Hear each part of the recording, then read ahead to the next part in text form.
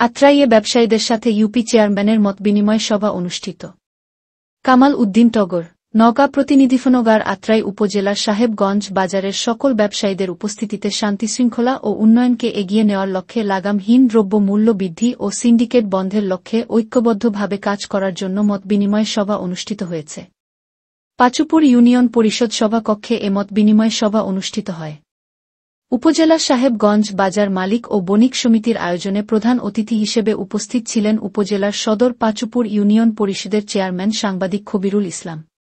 বিশেষ অতিথি হিসেবে উপস্থিত ছিলেন সাহেবগঞ্জ বাজার মালিক ও বণিক সমিতির সাধারণ সম্পাদক মোর্শেদ আলম পল্টু, সাবেক সাধারণ সম্পাদক কবি ব্যবসায়িক শহীদুল ইসলাম বাবু।